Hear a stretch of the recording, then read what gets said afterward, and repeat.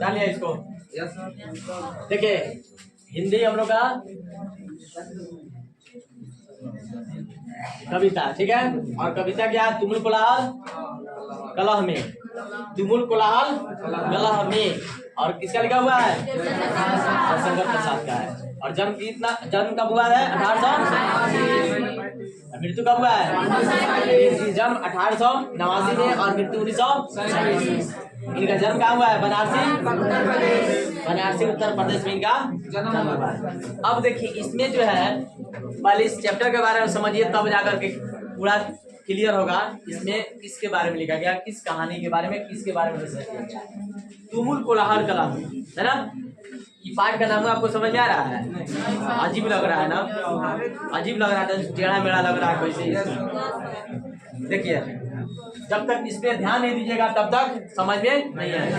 तुमुल कोलाहल कलह, कोलाहल, कोलाहल मतलब होता है शोरगुल, हाँ, कलह मतलब होता है अपने अंदर की जो एक मतलब मनोवृत्ति जो होती है, जो द्वेष होती है ना, अपनी नफरत होती है, उसको क्या कहते हैं? कलह। यानी कि जब भी इंसान किसी भी चीज को लेकर के परेशान हो जाता है, टेंशन में आ जाता है, तो उसके अंदर एक कलह हो जाता है। समझ में आ रहा है? उसके अंदर क्या होता है? मन में एक मतलब कि उसके मस्तिष्क में कलह पैदा हो जाता है, और वह कलह इंसान को क्या कर देता है? बर्बाद कर देता है। क्या कर देता है? बर्बाद। किसी भी चीज को लेकर के इंसान में अगर कलह होता है, कलह इसमें दो प्रकार के बताया गया है। बाहरी कलह भी हो सकता है, आंतरिक कलह भी हो सकता है। यानी कहने का मतलब कि आप बाहर कहीं हैं तो वहां भी किसी के द्वारा कलह आपको हो सकता है, फिर टेंशन हो सकता है। कलह मतलब क्या? टेंशन। घर में भी हो सकता है, कभी कभी क्या होता है घर परिवार में भी कलह बहुत ज्यादा, इतना ना हो जाता है इंसान टेंशन में हो जाता है, डिप्रेशन में हो जाता है, और अनेक प्रकार की बुराइयों के बारे में, अनेक प्रकार की परिस्थितियों के बारे में सोचना शुरू कर देता है। इतना कलह, और किसी ऐसे भी इंसान के साथ ऐसी घटना होती है कि वो कलह इतना ना बढ़ जाता है कि जाकर के आत्महत्या कर लेता है, सुसाइड कर लेता है। हाँ, नहीं कर लेता है। ये किसकी ये क्या है? ये कलह का दिन है। आप सुने होंगे पेपर वाला, पेपर में या बहुत ऐसे आप सुने होंगे ना कि वो जा करके मर गया। तो क्या चीज का कारण होता है? कलह का कारण। ठीक है, समझ में आ रहा है चैप्टर? अब इसमें कह रहा है तुमुल कोलाहल कलह में कि ये कलह जो होता है दो प्रकार के, आंतरिक और बाहरी हो सकता है। ठीक है, लेकिन क्या होता है, लेकिन इसमें कलह के बारे में बताया गया कि कलह किसे कहते हैं? जब हमारे मस्तिष्क में अनेक प्रकार के विचारों का जो है एक कलह बन जाता है। यानी कि जब हमारा मस्तिष्क जो है अनेक प्रकार के कोलाहल से घिर जाता है, अनेक प्रकार के बुराइयों से घिर जाता है। कौन? मस्तिष्क। सबसे पहले हमारा मस्तिष्क में ये बात आता है ना। अनेक प्रकार के कोलाहल से जब घिर जाएगा तो उस समय क्या होता है? एक अनेक मतलब अजीब प्रकार के इंसान के अंदर एक आक्रामकता आ जाती है ना। और उस आक्रामकता को शांत करने का एक इसमें ऊपर वाले दे दिए हैं, मन। क्या दिए हैं? मन, यानी कि हृदय। बाकी पूरा शरीर टेंशन वाला ही है ना। मस्तिष्क तो और टेंशन वाला है, जितना ही आपका तो दिमाग काम नहीं कर रहा है। Yes, लोग क्या करते हैं जब टेंशन में हो जाते हैं तो लोग क्या करते हैं? दिमाग हृदय नहीं काम कर रहा है, ऐसे कहते हैं। ऐसे सुने कहीं मन काम नहीं कर रहा है, हृदय काम नहीं कर रहा है। जब इंसान कहेगा तो क्या कहेगा? दिमाग खराब है मेरा, चुप जा रहा हूँ, अभी दिमाग खराब चल रहा है, टेंशन में है। ये कोई नहीं कहता हृदय हमारा खराब चल रहा है, नहीं ना कहते हैं। तो जब मस्तिष्क जो होता है, मस्तिष्क अनेक प्रकार के कोलाहल से जब घिर जाता है, टेंशन में होता है, तो उस समय हमारी हृदय की बात जो है, हमारी हृदय जो है अनेक प्रकार के क्या होती है? बातों को याद कर करके हमारी मस्तिष्क को शांति देती है, सुकून देती है। आया समझ में? जब मस्तिष्क हमारा विचारों के कोलाहल से घिर जाता है, टेंशन में होता है, डिप्रेशन में होता है, तो उस समय क्या होता है? हमारी हृदय की बात, हमारी मन की बात इस मस्तिष्क को क्या करती है? सुकून देती है, थोड़ा सा राहत देती है, प्रसन्न करती है। अब किस प्रकार से प्रसन्न करती है, किस प्रकार से सुकून मिलता है? तो जब टेंशन में होते हैं तो कभी कभी बात याद आता है, टेंशन में होते हैं तब क्या याद आता है? अच्छा पिकनिक गए थे वहाँ मजा आ गया, चलो टेंशन हटाओ, पिकनिक गए थे ना वहाँ मजा आ गया था, तब कभी कभी याद आता है। टेंशन में रहते कभी कभी कोनो अच्छा बात याद आता है, तो जब अच्छा बात याद आएगा ना तो थोड़ा देर पल के लिए उस टेंशन को भुला देगा और थोड़ा जरूर उस पल के लिए क्या होगा, चलो ना बहुत इंजॉय किया, हटाओ छोड़ो टेंशन खत्म किया ना। कुछ बात जो ऐसी होती है जो याद आएगा तो उसके दिमाग में ये जाएगा, है ना, दिल से कहाँ जाएगा, दिमाग में, और तब जाकर उसको थोड़ा सा राहत महसूस होगा, थोड़ा सा खुशी महसूस होगा, अपने आप में उसमें प्रसन्नता है। कब? जब दिल की बात दिमाग तक पहुंचेगी। कौन कौन पल में क्या होता है, मतलब कि कोई फंक्शन होता है या कोई किसी प्रकार का बात अगर होता है जो मन में क्या होता है वो हमेशा के लिए यादगार होता है, तो कभी कभी टेंशन में याद आता है तो अपने आप थोड़ा सा कभी कभी हंसी आ जाता है, मन प्रसन्न हो जाता है। अकेले रहते हैं फिर भी थोड़ा सा क्या करते हैं, हंस लेते हैं, चलो ना। तो वो पल याद करके इंसान क्या करता है, थोड़ा पल के लिए खुश हो जाता है। समझ में आया आपको बिल्कुल आगे में? अच्छा, दूसरा चीज इसमें चातक पक्षी का वर्णन किया गया है। इसमें चातक पक्षी का वर्णन किया गया है, और चातक ऐसी पक्षी होती है जो साल में एक ही बार पानी पीती है। साल में एक ही बार पानी पीती है। अब कौन पानी पीती है? देखिए, चातक एक ऐसी पक्षी होती है जो साल भर वो पानी के लिए तरसती रहती है, लेकिन जैसे ही स्वाति नक्षत्र चढ़ता है, स्वाति नक्षत्र होता है जो अस्थि, रोहिणी, स्वाति, सुने हथिया तो लगभग सबको सुना है, लेकिन यही थोड़ा सा कमजोर सुना है सब, तो सुन लो, है ना। तो स्वाति जब नक्षत्र चढ़ता है बरसात में, तो उस समय स्वाति नक्षत्र का जो बूंद बरसता है, जो पानी बरसता है, अमृत बरसता है ना। और स्वाति नक्षत्र में जब ये बूंद बरसेगा, ये पानी बरसेगा, तो चातक पक्षी उसी का इंतजार करती रहती है ना।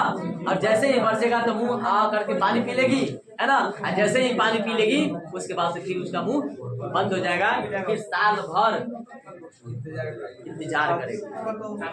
आए समझ में? समझ में आ रहा है?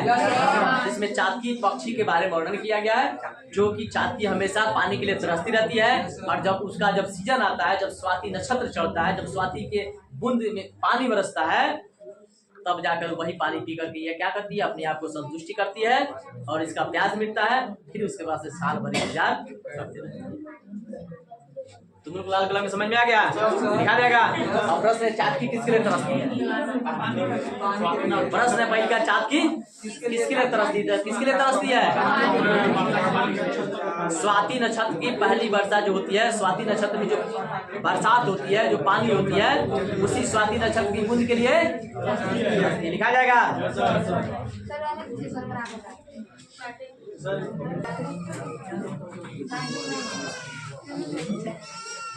इसका सारांश समझे ना? तुम लोग कला का सारांश समझे हैं? उसके बाद इसमें क्वेश्चन क्या है, चातक किसके लिए तरसती है? तो चातक वर्षा की पहली बूंद के लिए तरसती है, और किसकी पहली बूंद के लिए? स्वाति नक्षत्र, ठीक है। यानी कि चातक स्वाति नक्षत्र की पहली बूंद के लिए, उसके अलावा कोनो पानी नहीं पीती, सालों भर इंतजार करती रहती है, ठीक है। अच्छा, उसके आगे क्वेश्चन है, बरसात को सरस कहने का क्या तात्पर्य है? देखिए, बरसात को सरस कहा गया। सरस इसलिए कहा गया कि देखिए, सरस, स मतलब होता है सभी, रस मतलब होता है पानी, कहते हैं ना रस। देखिए, रस जीवों के लिए बड़ी इंपॉर्टेंट चीज होता है ना। जब कोई इंसान जो क्या होता है, फास्टिंग रहता है, उसको पानी नहीं पिलाया जाता, रस पिलाया जाता है, कहता है रस पी लो। पानी नहीं, क्या रस, यानी कि पानी से ज्यादा इंपॉर्टेंट क्या होता है, रस का। इसलिए कहा गया सरस, यानी कि रस मतलब सभी जीवों को देख रेख करने वाले, सभी जीवों के लिए जीवन देने वाले, जो बरसात रस का संचार करती है, इसलिए उसको क्या कहा गया है, सरस कहा गया। यानी सभी जीवों, देखिए ऊपर से जब पानी बरसता है तो वो इस धरती, पेड़ पौधे, यानी कि हर जीवों के लिए क्या है, रस के समान है, यानी उससे उसका जीवन बनता है। इसलिए क्या किया गया, बरसात को सरस कहा गया। समझ में आ गया? उसके बाद है हृदय की बात। हृदय की बात का क्या कार्य है? तो अभी आपको सारांश में बताया गया, हृदय की बात का क्या कार्य है जी। जब मस्तिष्क जो होता है विचारों के कोलाहल से घिर जाता है, यानी अनेक प्रकार का टेंशन हो जाता है, डिप्रेशन में हो जाता है, तो उस समय हृदय की बात उसको क्या करती है, मस्तिष्क को शांत करती है। सुनो, इतना क्या टेंशन ले रहे हो, टेंशन लेने से क्या होगा, माइंड हैमरेज हो जाएगा, भड़क हो जाएगा। मन है ना उसको सांत्वना देती है, समझाती है कितना टेंशन क्यों ले रहे हो, मन उसको शांत करती है कि आप शांत रहिए, दिल से काम कीजिए, दिल से मन से काम कीजिए, सब कुछ ठीक हो जाएगा ना। तो हृदय की बात उसको क्या करती है, शांति और सुकून देती है, प्रसन्न करती है। ऐसा समझ में, कब, जब मस्तिष्क जो है हमारे विचारों के कुलाल से गिर जाता है तब। समझ में आ गया। अच्छा, उसके बाद है सजल जलजात। किसके लिए आया है सजल जलजात? सजल जलजात का देखिए, जल जात का मतलब होता है कमल। जल जात, जल में रहने वाला जात को क्या कहते हैं? पानी में कमल खिलता है कि नहीं खिलता है? आगे रोड पे खिलता है? नहीं, जल में खिलता है। जल में खिलता है, जल में रहने वाला चीज है, इसको इसलिए उसको क्या कहते हैं? जलजात कहते हैं। तो यहाँ पे कवि बता रहे हैं कि सजल जलजात, यानी कि सजल जलजात का मतलब होता है कि पानी में खिला हुआ, जल में खिला हुआ कमल से इसका तात्पर्य है।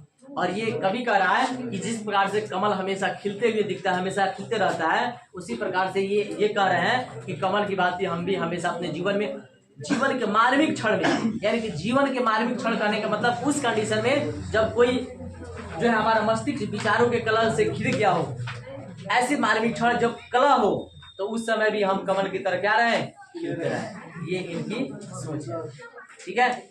और इसकी कह रहा है कि इसकी केंद्रीय भाव, तुमुल कुलाल कलह का केंद्रीय भाव, जब आपको सारांश में बता दिया गया तुमुल कुलाल कलह का केंद्रीय भाव, केंद्रीय मतलब क्या, उसके पूरा निचोड़, उसका पूरा अर्थ, मेन पॉइंट क्या है तुमुल कुलाल कलह का, यानी कि तुमुल कुलाल कलह का मेन भाग क्या है कि जब हमारे मस्तिष्क जो है विचारों के कुलाल से घिर जाते हैं तो मन उसको क्या करती है, शांत करती है। और हमारा जीवन में देखिए, जीवन में सुख और प्रसन्न रहने के लिए, जीवन में शांति रहने के लिए मस्तिष्क और मन का एक होना जरूरी होता है।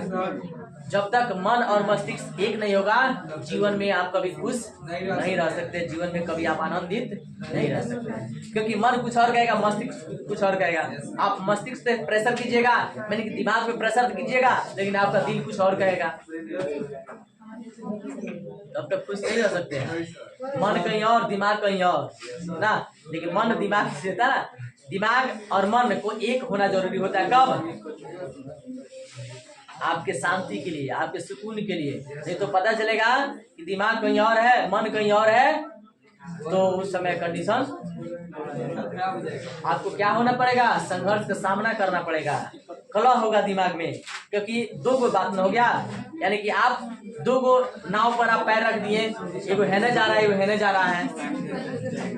अब हेने जा रहा है, तू कर हेने चलो, हेने कर जा रहा है, तू कर हेने चलो। मान लीजिए आपका शरीर यहाँ बैठा है, आपका शरीर क्लास में है, माइंड है क्लास, ये दिमाग क्लास में बैठा है, शरीर वहाँ, लेकिन आपका मन कहीं और है, काम करिए।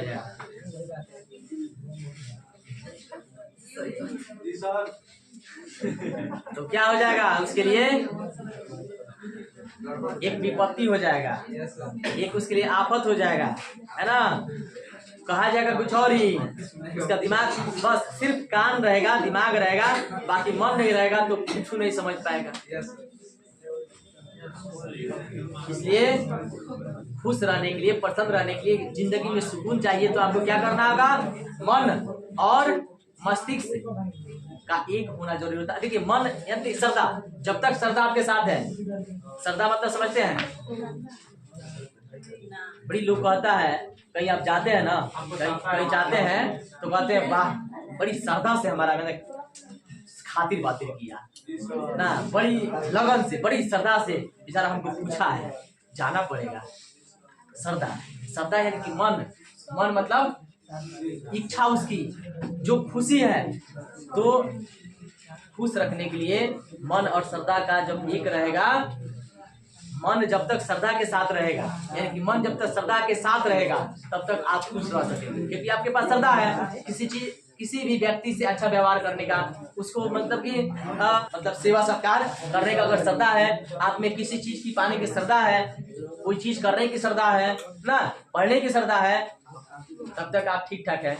लेकिन आपका वही मन अगर अहंकार के साथ चला गया, ईगो के साथ चला गया, ईड के साथ चला गया, तो आपका सरबराश, क्योंकि आप पढ़िएगा कम और आपका मन रहेगा घमंड में ज्यादा, ईगो में ज्यादा रहेगा। कम पढ़िएगा ज्यादा दिखाइएगा, कम मेरिट रहेगा ज्यादा डिमेरिट दिखाइएगा, है ना। तो क्या होगा, खुशी नहीं मिल पाएगी। वो अपने आप से भले खुश रह सकता है जबरदस्ती, लेकिन रियलिटी में वो सोचेगा कि शायद हम, ये अच्छा बात नहीं है। और दूसरे किसी को तो थोड़ा सा भी नहीं अच्छा लगेगा, तो उनको नहीं सुहाएगा, मतलब क्या सुबह देगा आ समझ में। तो इसलिए आप क्या कीजिए, मन और मस्तिष्क को एक करके रखिए, एक करके रखिएगा। जो मन करेगा मस्तिष्क करेगा, मस्तिष्क करेगा मन करेगा, तो आप परम आनंद रहिएगा, परम आनंदित रहिएगा, हमेशा खुश रहिएगा और जीवन के लक्ष्य को प्राप्त करने में सफल रहिएगा। समझ में आ गया।